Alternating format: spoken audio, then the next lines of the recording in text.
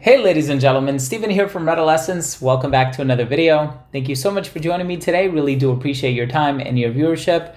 Of course, you probably recognize Chris. Hey, how you guys doing? So he has a channel called Casual Fragrances. I'm going to leave a link to that down below, so definitely make sure to check him out. So here we have a brand new 2021 release by the company Christian Dior. This is part of the Maison Dior line. This one is called Vanilla Diorama. We're excited to give you our thoughts on it, so make sure to stay tuned.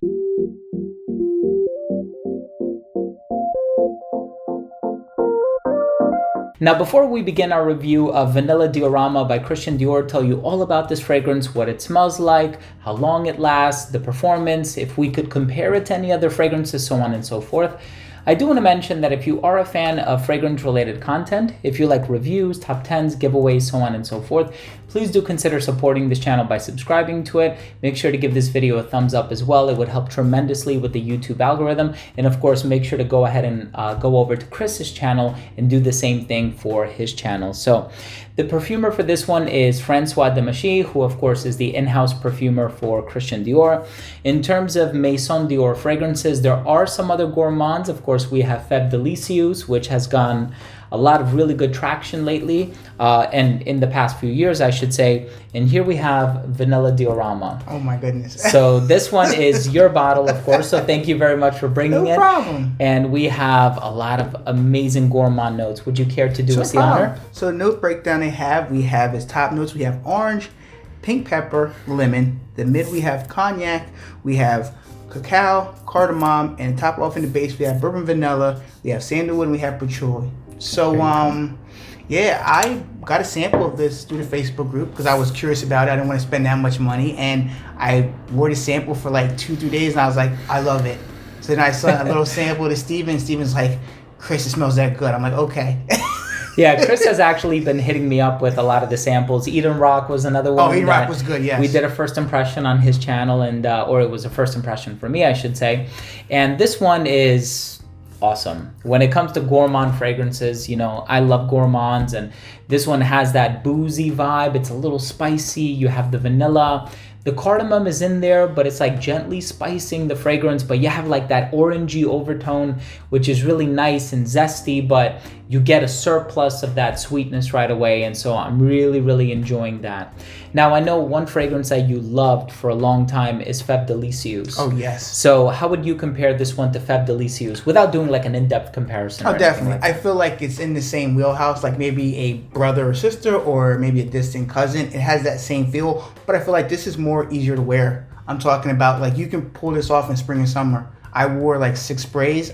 Maybe it was too much for 6 sprays, but I enjoyed it. I didn't offend anybody wearing it out in public. It was like around 90 degrees. Yeah. And it was a nice vanilla. It wasn't a heavy, powerful vanilla, but I could wear it. People around me weren't offended. They're like, "Oh, you smell good. I like that." Like, is that vanilla? I'm like, yes. Like, they weren't even fragrance for people, but they could pick up the notes of that kind of smell in the air.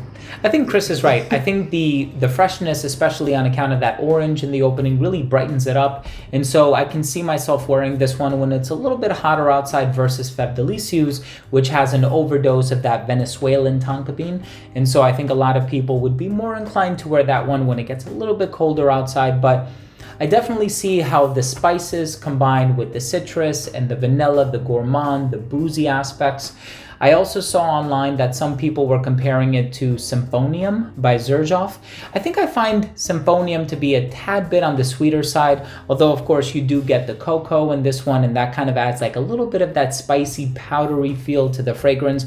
But it doesn't smell as heavy-handed on the chocolate as something like a Black Phantom by Oh, Killian. yes, definitely with the chocolate. This one is more based around vanilla, and it has the orange feel, so it gives it a little bit of freshness. So it's not a heavy, like powdery fragrance, not a heavy vanilla, but the vanilla is the main story in this fragrance here, and the orange in the background. So it's a freshness where you can wear this casual or dressed up if you want to. I mean, I don't think you're going to offend anybody, maybe unless you do too many sprays, but it's nice, easy, and calm. I think a woman or man could wear it. I mean, I don't think you could really say it could be a female fragrance or a male fragrance, but anybody could wear it, unisex. It depends on if you like these type of notes and fragrances, I think, at the end of the day. I agree. It's a very versatile fragrance. I can definitely see this one being worn dressed up as well. Perfectly unisex. A lot of the ingredients in here are unisex, of course.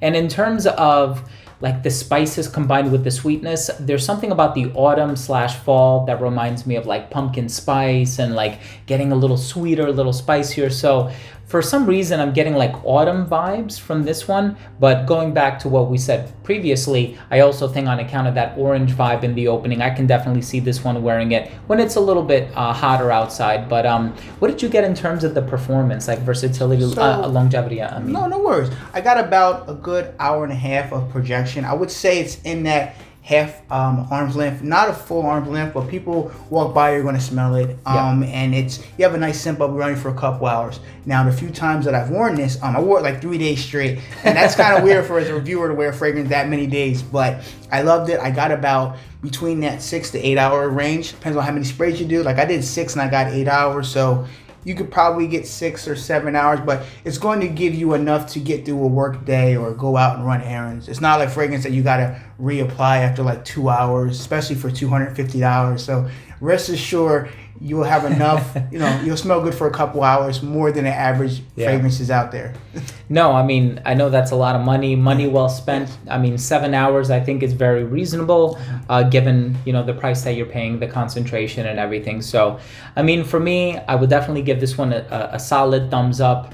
There are a lot of fragrances from the Maison Dior line, formerly known as La Collection Privée, that I actually do enjoy. Everything from Bois d'Argent to Eau Noire to Fève Délicieuse, and I have a lot of favorites, and I can definitely see myself purchasing this one because this does fall within the wheelhouse of the fragrances that I enjoy. And so, Chris, thank you so much for bringing your bottle today. Thank you so much for having me on your channel. I really do appreciate it. Of course. Chris also suggested that we do a comparison between this one and Fève Délicieuse, so definitely make sure to go over to his channel, subscribe to it if you want to see us do that comparison, where we might also reveal which one we prefer between the two. Maybe you have a tight budget, maybe you can only consider buying one of them, so definitely make sure to subscribe to his channel so that you can be informed when we do drop that video.